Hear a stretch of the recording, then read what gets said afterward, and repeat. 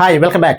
আচ্ছা, আজকের ভিডিওতে আমি ট্রান্সলেশন নিয়ে আলোচনা করব। বিশেষ করে পাকা শব্দ যদি বাক্যে থাকে তার বিভিন্ন রকম মানে হতে পারে, লিটারাল মিনিং, মেটাফরিক্যাল মিনিং, এই কথা আমি অনেক ভিডিওতে ডিসকাস করে এসেছি। তো সেরকম ব্যাপারটা তো দেখব যে সেই যে কথা পাকা অর্থ তাকে বিভিন্নভাবে প্রকাশ করা যায় বা সেটা কনটেক্সট ওয়াইজ বিভিন্ন রকম মানে নিয়ে আসে।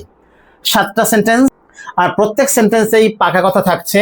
প্রথম সেন্টেন্সে ছেলেটি না বড্ড ইচড়ে পাকা, 2 নম্বর পাকা ব্যবসায়ী, 3 নম্বর রং একদম পাকা, 4 নম্বর বিয়ের পাকা কথা, 5 নম্বর পাকা পাকিভাবে বসবাস করছে, 6 নম্বর পাকা রাস্তা, 7 নম্বর চুল পাকলেই। নাম্বার 7 দিয়ে শুরু করি। চুল পাকলেই বুদ্ধি বাড়ে না। তাহলে কথাটা দুটো অর্থ হয়। এক হচ্ছে চুল যদি পেকে যায় তাহলে বুদ্ধি বাড়তেও পারে, নাও বাড়তে পারে। এজন্য বলা হয় জানিস তো আমার চুল এমনি এমনি পাকেনি, মানে আমার বুদ্ধি অনেকটাই বেশি তোর থেকে। তার মানে চুল পাকলে বুদ্ধি বাড়ে, কথাটা অনেক সময় ঠিক। আবার আজকাল অনেক ছোট ছোট ছেলেমেয়েদেরই চুল পেকে যাচ্ছে, তার মানে চুল পাকলেই বুদ্ধি হবে, বুদ্ধি বাড়বে এমনটা কোনো মানে নেই। তাহলে এখানে বুদ্ধি, চুল পাকা, তাহলে চুল পাকার সঙ্গে সঙ্গে বয়স বাড়ার একটা ব্যাপার এখানে আমরা পাচ্ছি। আমরা সেটাকেই নেব। বুদ্ধি বলতে কি বোঝায়? ইন্টেলিজেন্স। ব্যাপারটা ঠিক আসবে না, আমাদের একটু অন্যভাবে সাজাতে হবে। দেখা যাক কিভাবে করা যেতে পারে। তাহলে সবসময় কথাটা সত্যি নয়, আমরা সেটাকে শুরুতে লিখি। তাহলে ইট ইজ নট, আমরা সেফ সাইড রাখবো,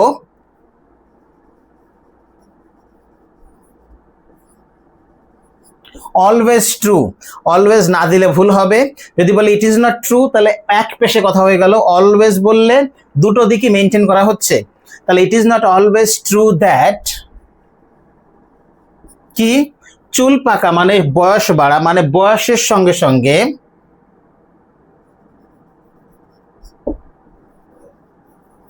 with age comes, এইবারে বুদ্ধিকে আমি কি লিখবো? ইন্টেলিজেন্স নয়, যেমনটা বলছিলাম, ম্যাচুরিটি। তার মানে এখানে বুদ্ধিকে আমরা ম্যাচুরিটি কথার মধ্যে দিয়ে প্রকাশ করলাম, এটা কিন্তু পারফেক্ট। ইন্টেলিজেন্স এখানে আসবে না। এবারে যদি আমরা চুল পাকা এই ব্যাপারটা রাখতে চাই, পাকা চুল মানে রাইপ হেয়ার নয়, গ্রে হেয়ার, সেক্ষেত্রে লিখতে পারি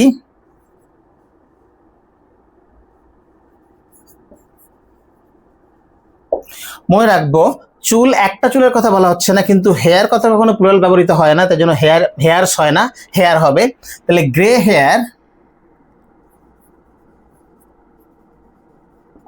ডাজ নট অ্যাসিওর, বা তার থেকে ভালো হবে গ্যারান্টি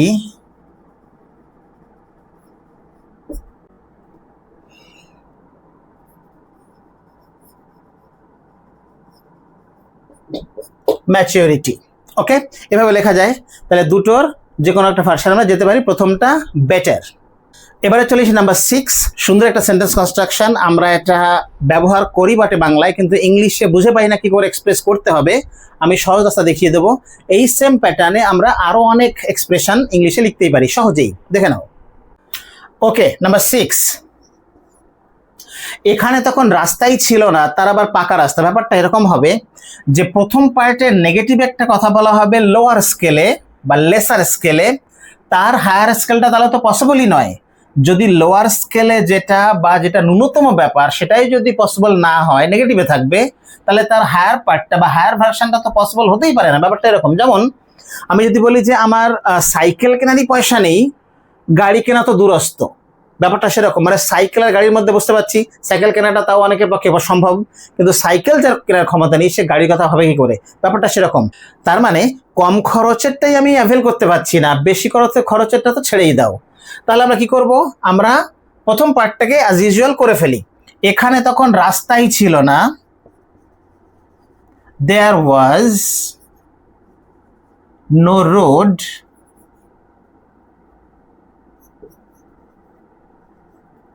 আচ্ছা here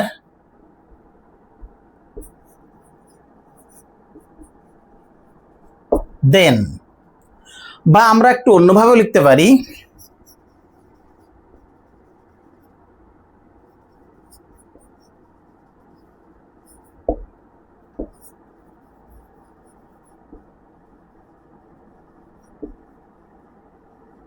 there was nothing called road here. এবারে পরের পার্টটা চলে আসি, এই পার্টটা ইম্পর্টেন্ট। যেভাবেই শুরু করি না কেন ভালো কথা, পরের পার্টটা তার আবার পাকা রাস্তা। এবারে একটা সেট ফ্রেজ, লেট অ্যালোন, আমরা এটাকে মনে রাখবো, এখানেও সেটা ব্যবহার করব। এই লেট অ্যালোনের পরে একটা নাউন বা নাউন ফ্রেজ নেব। পাকা রাস্তা ইংরেজি হচ্ছে কনক্রিট রোড,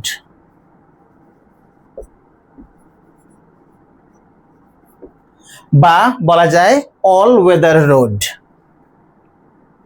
পরেরটা আমি সেটাই লিখলাম।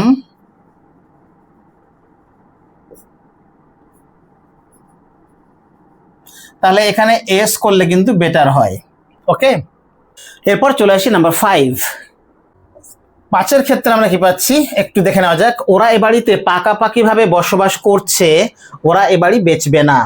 তাহলে আমরা আন্ডারলাইন করেছি পাকাপাকি ভাবে বসবাস করা। তাহলে একটু খেয়াল করব, যখনই আমরা, মনে রাখবে টেন্সের ক্ষেত্রে একটা ভাইটাল লেসন, যখনই কোনো কন্টিনিউয়াস টেন্স সেরকম সেন্স আসবে কোনো ভার্বের মধ্যে দিয়ে, যেমন এখানে করছে কথাটা পাচ্ছি, ওরা এ বাড়িতে পাকাপাকিভাবে বসবাস করছে। তাহলে কোনো একটা বাড়িতে পাকাপাকিভাবে বসবাস করা মানে পার্মানেন্টলি বসবাস করার ব্যাপারটা হতে গেলে সেখানে অনেক দিন থাকার ব্যাপার থাকে। তাহলে অটোমেটিক এখানে বলে দেওয়া হচ্ছে যে এখানে অনেক দিন ধরে তারা এখানে বসবাস করছে, যদিও ওখানে সিন্স বা ফরের ব্যাপারটা নেই। আবার ওরা এ বাড়ি বেচবে না, তার মানে অনেক দিন থাকার পর বাড়িটা তাদের ভালো লেগেছে, আশপাশে পরিবেশ ভালো লেগেছে, ফলে তারা বাড়ি বিক্রি করবে না। এভাবে কনটেক্সট থেকে কিন্তু আমাদের টেন্সটাকে ঠিক ঠিক আইডেন্টিফাই করতে হবে। তাহলে আমরা সিম্পলি সেভাবেই যাব। এখানে টেন্স আইডেন্টিফিকেশনটা important. Present perfect continuous, they have বিন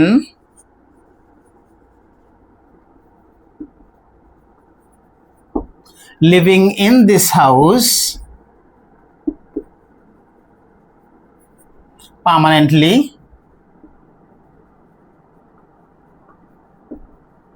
তার মানে পাকাপাকি ভাবে বসবাস করা ইংরেজি হচ্ছে পার্মানেন্টলি লিভিং। আচ্ছা, তারপরে ওরা এ বাড়ি বিক্রি করবে না বা বেচবে না, ফিউচার টেন্সের ব্যাপার, আমরা সিম্পলি লিখতে পারি করবে না, they will not sell the house. এ বাড়ি বিক্রি করবে না, ভবিষ্যতে করতেই পারে, রাইট নাও। তাহলে এটা দেওয়া যায়, নাও দেওয়া যায়, ঠিক আছে। তাহলে they will not sell the house, এই কথাকে একটু অন্যভাবে লেখা যায়,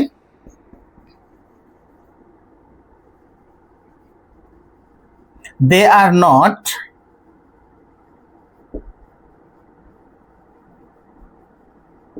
going to sell the house. ওকে, এটাও হয়, কিন্তু সেকেন্ড অপশনটা এই কনটেক্সটে বেটার স্যুট করছে। এরপর চলে আসে নাম্বার 4-এ, আগামী সপ্তাহেই বিয়ের পাকা কথা। টাইম, অ্যাডভার্ব এগুলো সেন্টেন্সের শেষে নিতে হবে। তাহলে বিয়ের পাকা কথা হবে আগামী সপ্তাহে, মানে বিয়ের পাকা কথা সেট হবে বা ফিক্স হবে আগামী সপ্তাহে, ব্যাপারটা এরকম। তাহলে দ্য ফাইনাল ওয়ার্ডস কিসের উপরে, on the marriage,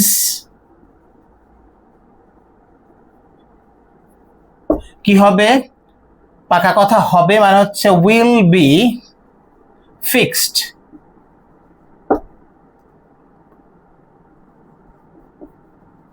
on the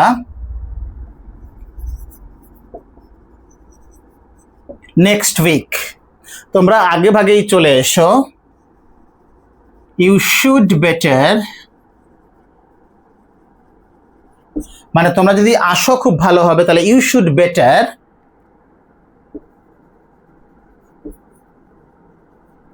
come here. এখানে হিয়ার আমি যোগ করলাম মিনিংটাকে এক্সপ্রেস করার জন্য বা সুন্দর করার জন্য। আগে ভাগেই এর ইংরেজি হচ্ছে বিফোর হ্যান্ড।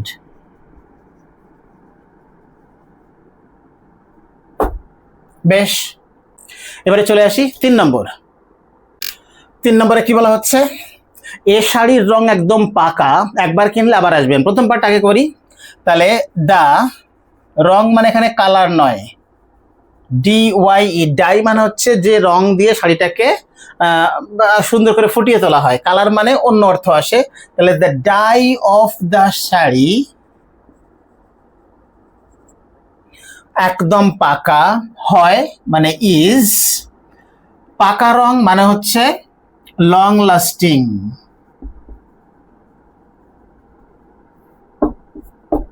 ওকে, গুড বা নাইস এই শব্দগুলো আসবে না, লং লাস্টিং মানে দীর্ঘদিন টিকবে, সেই অর্থে পাকা। একবার কিনলে আবার আসবেন, তার মানে যদি আপনি একবার এই শাড়ি কেনেন আবার আসবেন কিনতে। এখানে ইফ দিয়ে করা যায়, কিন্তু ইফের থেকে আর একটা ওয়ার্ড বেটার, সেটা হচ্ছে ওয়ান্স। ওয়ান্সের মধ্যে ইফও থাকে, একটা জোরও দেওয়া যায়। তাহলে ওয়ান্স ইউ বাই ওয়ান লিখলাম কারণ আগের সেন্টেন্সের সঙ্গে কানেক্টেড, একটা প্রোনাউন ইউজ করলাম এক্ষেত্রে। If you buy one, you will come again to buy more. তাহলে আরো কিনতে আসবেন, সেই অর্থেই আবার আসা। তাহলে আমি ব্যাপারটাকে ফুটিয়ে লিখবো, আমি যতটা আছে সেটুকুই লিখবো এমনটা নয়, এক্সপ্রেশন কমপ্লিট করার জন্য যা যা প্রয়োজন আমি রেলেভেন্ট সেটা নিয়ে আসবো। ওকে, এইভাবে করলে ট্রান্সলেশন নিয়ার পারফেক্ট হওয়া স্বাভাবিক এবং সম্ভব। বেশ, চলে আসি নাম্বার 2 এ। নাম্বার 2, লোকটা একেবারে পাকা ব্যবসায়ী। ব্যবসায়ীর জায়গায় আমরা বলতে পারি পলিটিশিয়ান, রাজনীতিবিদ বা অন্য কোনো প্রফেশনাল কাউকে এখানে লিখতে পারি। তার মানে পাকা অর্থে কি এখানে এক্সপার্ট, গুড, রিনাউন্ড, ফেমাস সেগুলো হবে না, অন্য অর্থ আসবে, সেটাই আমাদের ব্যবহার করতে হবে। তাহলে লোকটা হয় একেবারে পাকা ব্যবসায়ী। দ্য ম্যান ইজ রাদার, জোর দেওয়ার জন্য রাদার, এ পাকা ব্যবসায়ী, সিজনড। সিজন মানে পাকা, যাকে ঠকানো মুশকিল বা যে ওই কাজে একেবারে পটু, সিজনড বিজনেসম্যান। বেশ, হয়ে গেল। দামাদামি করে পারবি না মানে ওর সঙ্গে দামাদামি দিতেই পারবি না, কি হবে?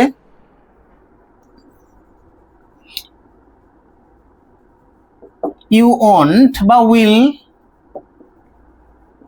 নট। তাহলে you won't be or you will not be able two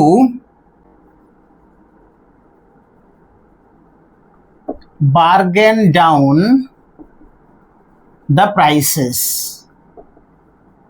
okay, bargain করা মানে দামাদামি করা, ডাউন প্রিপোজিশন অ্যাড করলাম আমি ইচ্ছে করে, যার মানে বার্গেন করে দামটাকে নামানো।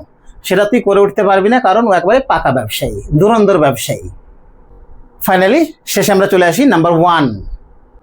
বেশ, তাহলে নাম্বার 1, ছেলেটি না বড্ড এচড়ে পাকা, তার মানে ঝানু প্রকৃতির।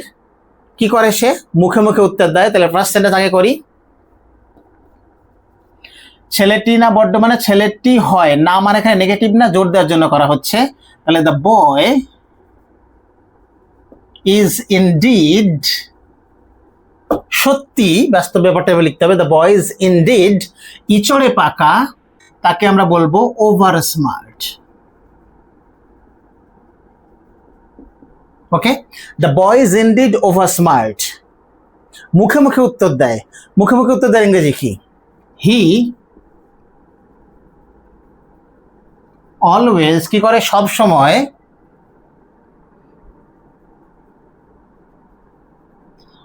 আনসার্স ব্যাক, সব সময় যা বলবো তার উত্তর একটা দেবেই। এই আনসার্স ব্যাককে আমরা লিখতে পারি টক্স ব্যাক, মানে আমি কিছু যদি বলি সেটা আবার একটা ফিরিয়ে দিচ্ছে। অলরাইট, তাহলে এভাবে কিন্তু আমরা সেন্টেন্স করতে পারি। এক্সক্লেমেশন সাইন থাকছে, আমরা সেটাকে মেনটেন করলাম না হয়। অলরাইট, তো যাই হোক, এভাবে তোমরা এগো অনেকটা সাকসেসফুলি ট্রান্সলেশন করতে পারবে বা লেখার ক্ষেত্রে একটা কিন্তু অগ্রগতি আসবে। Alright, so keep watching and of course keep following the channel to get many more videos like this, and of course try to serve yourself only through serving your motherland. Thanks for watching.